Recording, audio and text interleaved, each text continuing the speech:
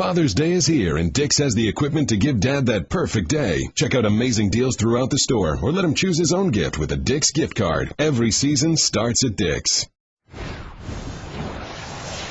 Gutierrez, Blackstone, Isola, Ryan, and Marino, Jeter, Fish, and Ephus. Yo! Let's go around the horn. Bring them up. That's not a strike? Yeah. Oh, that's a strike. I think you know. Welcome to Around the Horn. Here's Tony Reali. Welcome back around. $10 million before making your major league debut. Woo! Good to be a baseball player. And a walk-off inside the park strikeouts in a bit. But first, it's the first word. Start with Dan Marino and what's turned into an intriguing story today over whether he is or is not part of a lawsuit against the NFL over concussions. Well, that Times reported yesterday that Marino was one of 14 in his suits. Yesterday, David Hyde of the South Florida Sun-Sentinel today reporting that Marino and his lawyers will be in discussions to withdraw from the lawsuit and that his intention was never to litigate, but to ensure that in the event he had adverse health consequences down the road, he would be covered with health benefits. Gentlemen, you've all been aware of the long-standing lawsuit. Thousands of former players, dozens of Hall of Famers involved. Israel, what's your reaction to the latest from Marino? Well, I mean, this whole thing is pretty bizarre. Initially, Dan Marino has been my favorite professional athlete of all time, so I was initially concerned about his personal well-being, see if there was some sort of unreported issues with concussion. Apparently, that's not the case. Here's the thing that would concern me, and I would caution, whether it be parents or young players, to not look at this and say, oh, well, Dan Marino's worried about adverse health effects down the road. That should make me worry. Listen, the NFL and football in general is getting better in that regard. It's not getting worse in terms of concussion knowledge and protection and everything else. So the name Dan Marino himself probably shouldn't really do anything to affect the way you think about this. He probably should have been at its height when, Junior Seau or any player that's willing to do damage to himself or others as a result of concussion issues in the past. But overall, even though it's kind of bizarre, this whole Dan Marino inclusion in this and then that, exclusion in this really shouldn't change, I think, people's way of thinking when it comes to NFL. Your read on this? Yeah, I was initially concerned about the reaction and the reporting about this story in the first place. And from the standpoint that it seemed to suggest that I should be more concerned about the health and well-being of Dan Marino than I should any of the other upwards of 5,000 NFL players, former NFL players, who are party of some sort of lawsuit in this concussion issue against the NFL. And I can't bring myself to do that. I mean, I'm concerned about all of those who may be affected by that. The other thing I would say about this is, with Dan Marino apparently pulling his name out, I know of several players who are party to the lawsuit who are not party to the lawsuit because they have suffered some effects of concussions, but because they want to support their former teammates and former opponents who may be suffering these effects and may have some difficulty down the line dealing with them financially, and they want the NFL to own up to its responsibility in this case. So it doesn't change anything for me. It's still a major issue. Frank Isola? Kevin, with all due respect, I think the reason why Marino's name was so big is everyone was saying it's putting, kind of a face to the lawsuit. And that's no disrespect to guys like Tony Dorsett or Eric Dickerson or, the late Junior Seau. But, it is a quarterback league, and you're talking about an iconic name. And I think for that reason, that's probably the reason why Dan Marino kind of pulled out. He probably didn't feel comfortable kind of being the face of this lawsuit. And, we kind of talked about it. Would he have done this if he still worked at CBS on their morning show on Sunday mornings? And now there's been some talk maybe he'll go back to the Dolphins and work in the front office. I think in some ways it was probably a business decision on Dan Marino's part as well, and that's his choice, obviously. But you look at guys like Steve Young, Troy Aikman, we've heard that they've had concussion problems in the past, obviously, but they are not part of this lawsuit right now. Bob Ryan. My first instinct when I heard about it was to say, well, he must have been asked or persuaded by somebody to put his name on it to attract attention. I think it is clear that a name like that does put a more cachet to the whole thing. Most of these 4,000 names are anonymous people. We don't know them. They're linemen that played 4, 5, 6 years. We never heard of them. I never heard of them, that's for sure. I think putting a name like that's my first instinct. Then I said, well, I wonder what problems he really actually had. Now he says he had 2 concussions. He had a game in '92, doesn't remember playing, and blah, blah, blah. It's all very murky in that regard. And then in terms of being lawyers doing out his knowledge or whatever, I don't know. But I do think that the important thing is, not the important, but the interesting thing was that his name, while on it, did in fact bring attention. I really do believe that. Yeah, see, it says on the report that it was never his intent or his lawyer's intent to include him into this lawsuit. But if it were his intent to really join in and just, in terms of preparing for adverse effects down the road, then I have no problem with it, especially if, he's sort of a face that brings attention to it. Just the fact that we're talking about it again sort of brings up the discussion. What more face do you need on this issue than Tony Dorsett, one of the greatest running backs in the history of the game, making a teary-eyed confession about his fear that his daughters expressed to him that they were fearful of the way that he was being to act, and he knowing that he had CTE. That's face enough for me. One of the other hurdles here is the culture, though, we're talking about. Because Marino had made public comments in the past that he and all football players know the risks that are out there when they start playing football. Frank, what do you think that does for this going forward? Well, and also, let's be honest here. The quarterback is the most protected position in the entire sport, whether it's practice or in the game. And I agree with Kevin about Tony Dorsett. I love the guy as a college player and a pro player, but let's face it, for the broad public, a guy like Dan Marino, it just carries, as Bob said, a different type of cachet. And, Bob, the argument that some players have made, we knew the risks going in. Yes, and a lot of them will still say that. And now, yes, and that's prevented some of them from getting involved. But in his case, there's a lot of contradiction here. I'm sorry.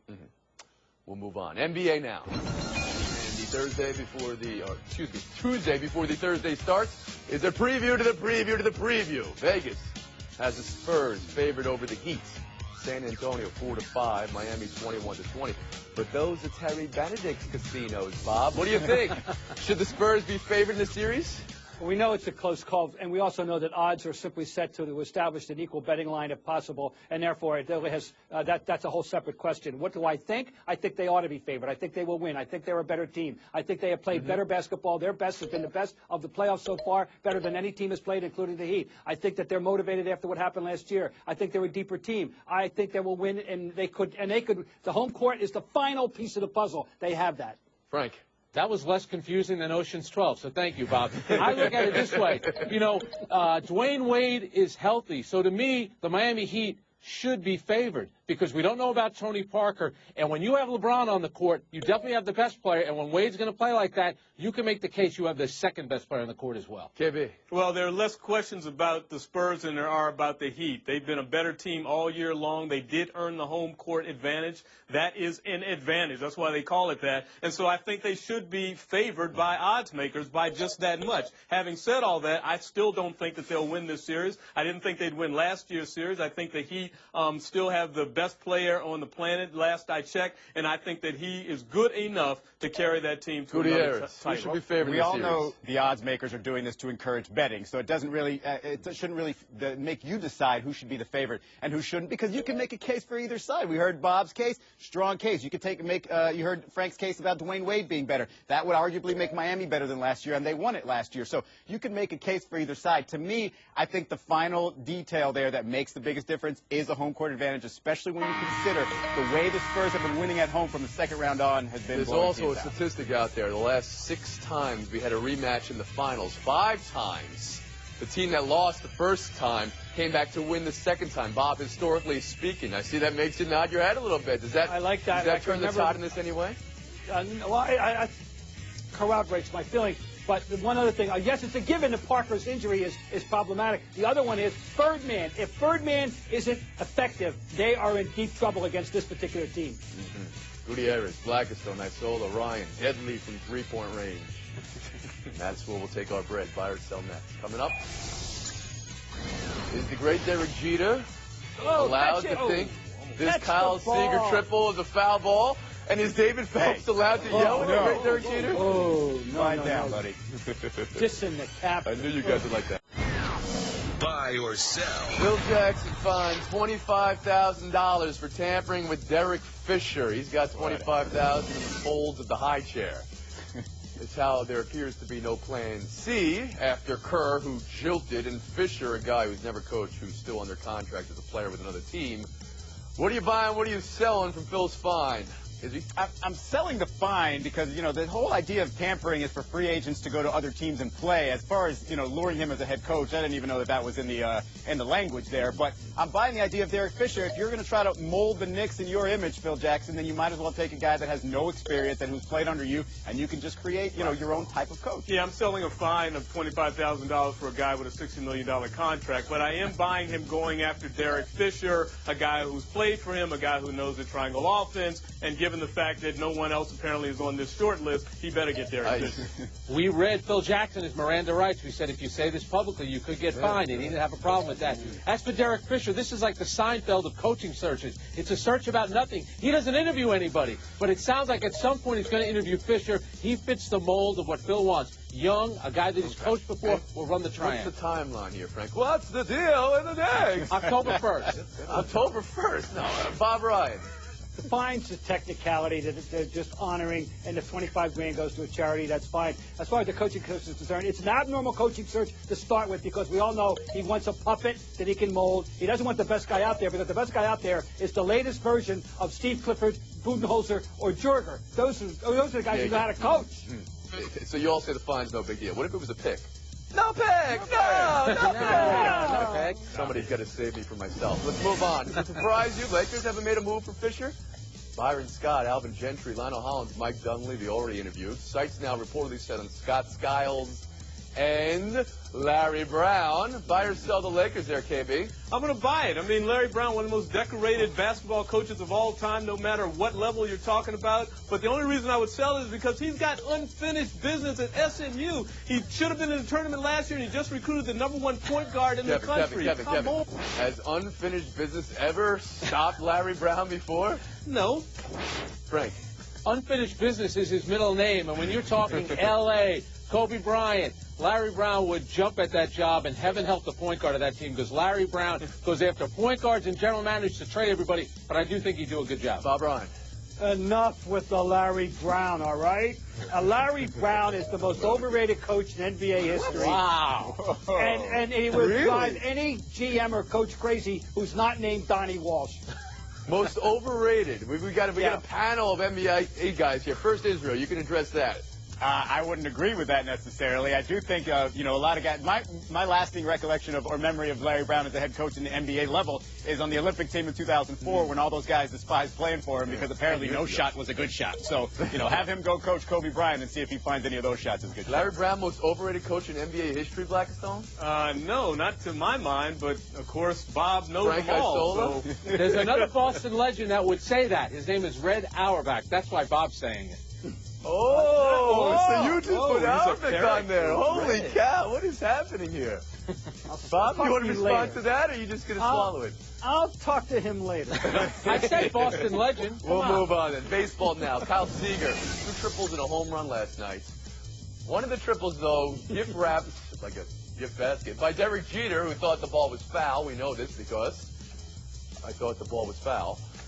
Pitcher David Phelps, throw the ball. Frank, what are you buying? What are you selling from this play? Well, we're going to follow the rule that they have in Boston about David Ortiz. In New York, we never criticize Derek Jeter. If you're going to yell at him to throw the ball, guess what, Phelps? You're never going to meet a model, and he's not going to introduce any good-looking actresses or singers. Okay. It's over for you. That may be true. You're giving Jeter a pass here. Absolutely. He's allowed a senior moment, right? Go ahead, Bob. The play could have happened to anybody. It is a rare lapse for him. And as far as Phelps is concerned, if they have a kangaroo court, he gets fined the max. Dissing the captain. How much so you're both choosing to jump on Phelps here. How about you, Israel? Oh, look, Derek Jeter had a little bit of a too cool for school moment right there where he just didn't turn around and at least check what was going on. However, David Phelps, you can't even fix your face to look angry at Derek Jeter without getting criticized for it. You need to watch yourself, young man. How about you, Black? Yeah, is Phelps still on the Major League roster? I'd be surprised if he is after this day. But let me just, that play was so close. You look at it from one angle, it looks like Gardner's right on the line. The ball's over. How was Jeter's supposed to know that that ball was fouled. You don't play the play through? I mean, it sounds like you guys are ready to give him a gold glove. I'm not going to criticize Jeter. He just got a gold glove for this from you guys. Interesting. Okay. Catch the ball. Then we don't have this conversation. Thank you.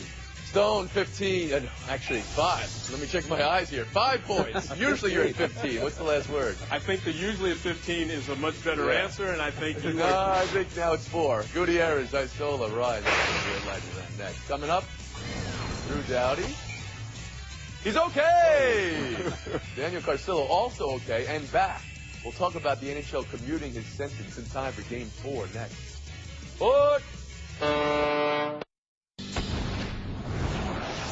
with the Biz, he is in the lead, 9 points. Ice 7.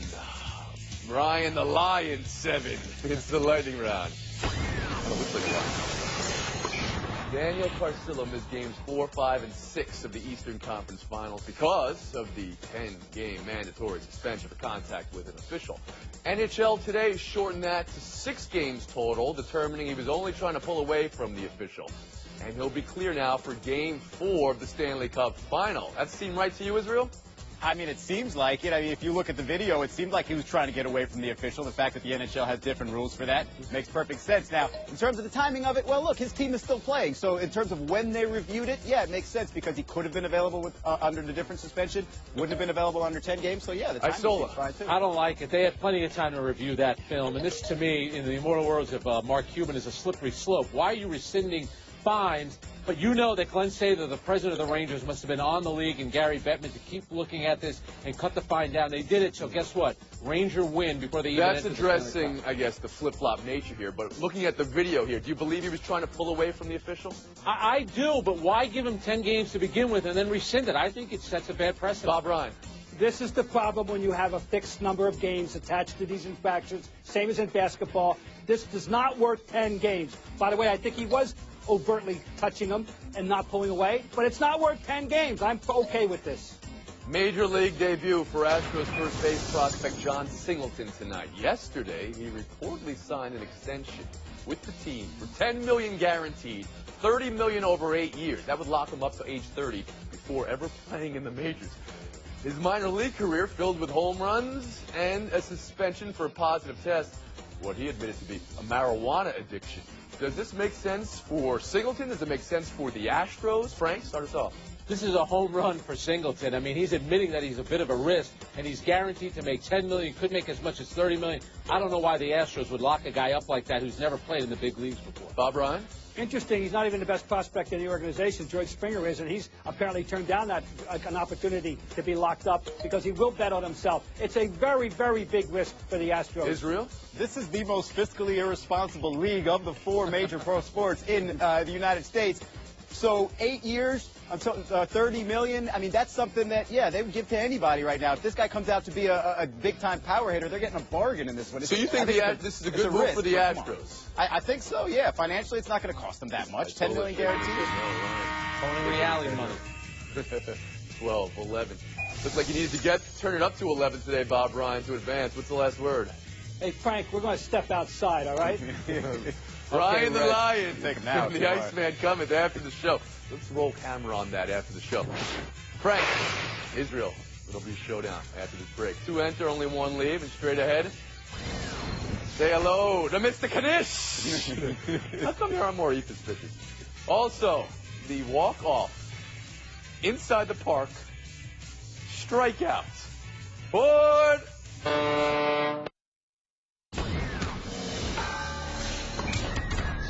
Israel Gutierrez, Frank Isola, 3 extended showdowns, then 30 seconds of face time for the winner. Good luck to you both. This first one takes some explaining. A Harry Carey diary has been discovered, which documents, among other things, every bar he drank at. So, in the illustrious year of 1972, it's been determined he had 288 straight nights of going out.